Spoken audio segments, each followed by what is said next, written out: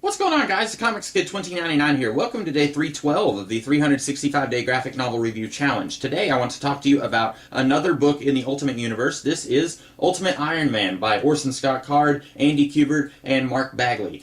This is the early days of Ultimate Tony Stark.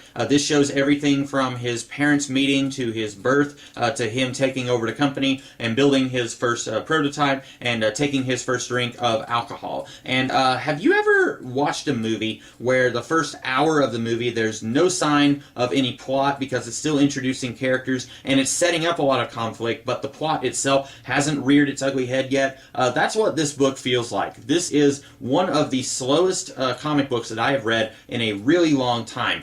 This is a 5-issue miniseries. Tony Stark doesn't actually start doing stuff until issue 3. The first 2 issues, they feel kind of important because they're referenced a little bit in the last 3 issues, but you could definitely remove those 2 issues and start with issue 3. That is a huge problem when you can take out entire issues of a miniseries and you still don't feel like the plot would be changed in any way.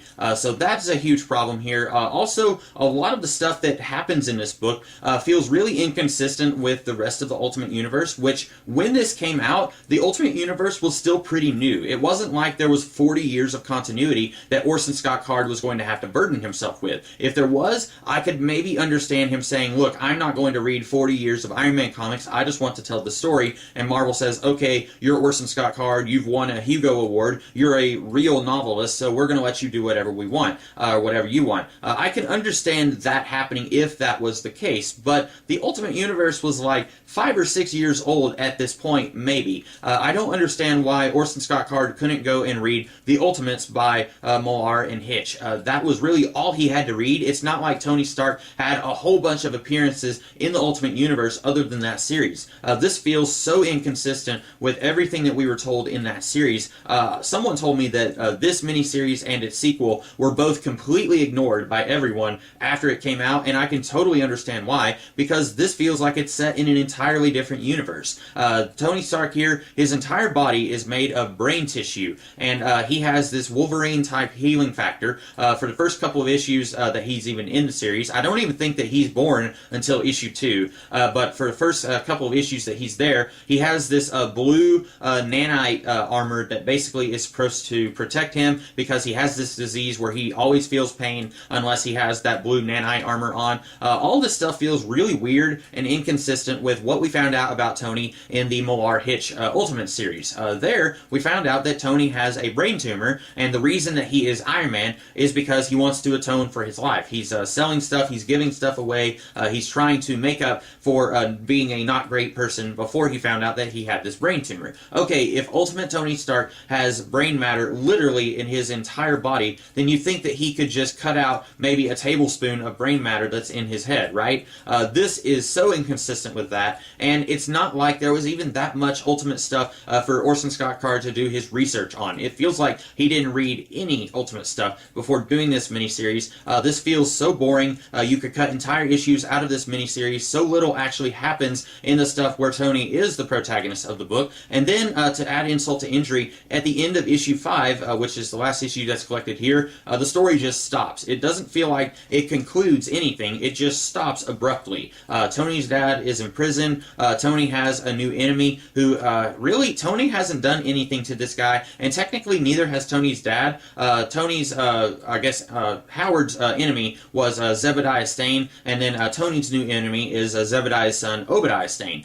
So we're getting to see the origin of Ultimate Obadiah Stane, and that's great, and he is a total scumbag here, like he often is, but I feel like you need to have some kind of, it's personal, that's why I'm going after the Starks motivation here, instead of he's just crazy, and he's kind of connected to Tony, because Howard's ex-wife is Obadiah's new wife, who gives birth, or Zebediah's new wife, who gives birth to Obadiah. I feel like there needs to be more of a personal connection between these two, other than Howard's ex-wife is Obadiah's mom. But anyway, I cannot recommend this book to anybody. I've never read anything that Orson Scott Card wrote before other than this, but I cannot imagine that he is a very good writer based on this anyway. I like to hope that maybe his novels are better than his comic stuff. Maybe he just wasn't used to writing in comic book form, but this feels like it was written by somebody who has never written anything before.